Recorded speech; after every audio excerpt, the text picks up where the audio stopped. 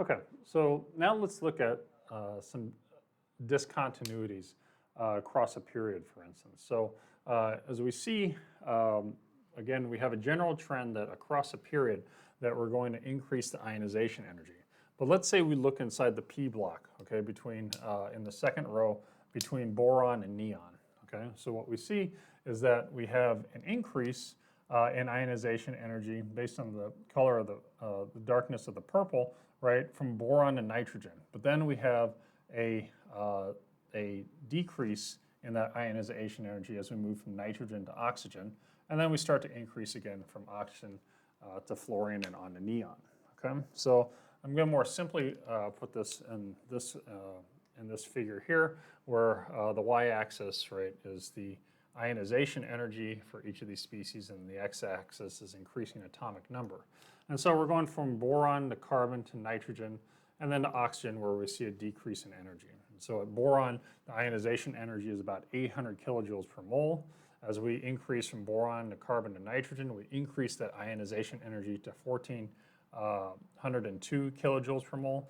And then between nitrogen and oxygen, we see a decrease in ionization energy from 1402 to 1314 kilojoules per mole. Okay, and so we would expect, again, if this is following the general trend, that between nitrogen and oxygen we would see an increase in energy. But why do we instead see a decrease? Okay, so let's take a look let's draw out our electron configurations. And so we're going to look at the valence electrons. In this case, right, the valence electrons are going to be in the 2p orbital, because all of these elements are in the p block, okay? And so we have, I'm going to not show the 1s or the 2s, I'm just going to show the energy for the 2p. All right, so for boron, right, we might expect our 2p electrons to be, for instance, if we have an imaginary y-axis with increase in energy, our p orbitals, we're just going to arbitrarily draw here, right? And our p orbitals are also degenerate, okay? So that, again, they're equal energy, all right? And so we know by Hund's rule, right, that the most energetically favored electron configuration boron is going to have one electron in this degenerate set of orbitals, okay? So as we move on to carbon, right, we're going to have an increase in atomic number and an increase in the effective nuclear charge between the nucleus and the electron. So this energy is going to slightly decrease, all right, for carbon. And then we are going to have electron configuration where we have two electrons in the p orbitals, all right, and this, and we're going to have this type of electron configuration by Hund's rule, all right, and that's because we have an exchange energy, right, which we'll denote as pi e, right? This is energetically favored, so we have a pi e term for exchange.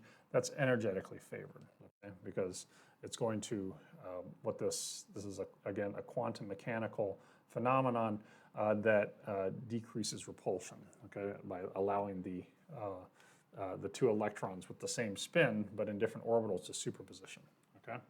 All right, finally, right, we're going to go look at nitrogen here, all right? And so the nitrogen, right, again, by virtue of increasing the atomic number, right, is going to have decreased energy in these 2p orbitals again. 2p, forgot to label those, all right? And then we're going to have 3 p electrons in this valence orbital, and they're going to be arranged like this, okay? And so in this case, right, because we have 3 electrons, again, with the same spin, right, we have 2x pi e. So we also have that contributing in addition to the increased effective nuclear charge going from carbon and nitrogen. Okay, so again, as we talked about before, right, if we draw just this line and say this is where your, this is how much the final energy you have to achieve in order to eject the electron, right, then what we see is that it's going to require more energy, right, to eject the electron from nitrogen than it will for carbon, and more energy from carbon to eject the electron from carbon than it will to eject the electron from boron. All right, so so that explains this part of the trend where we see this increase from boron to nitrogen, okay? But what about this decrease? So why aren't we seeing this decrease, all right? So what I'm going to do is I'm going to erase these to make some room here. All right, so in this case, what happens is the overall energy is going to be influenced by where we put the next electron, okay? And so while you might expect these orbitals to, again, decrease in energy because of the because of the increase in atomic number, we have an additional concern here, okay?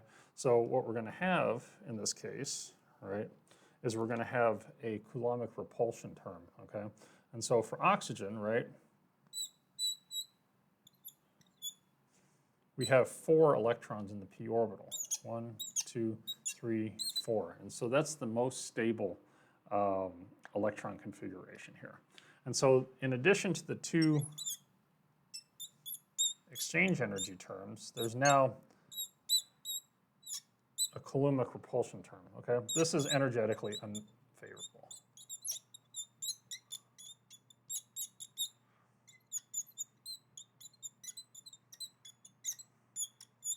Right, versus this is favorable. However, because, right, the Coulombic term ends up outcompeting, right, the energetic favorability of the exchange term, okay?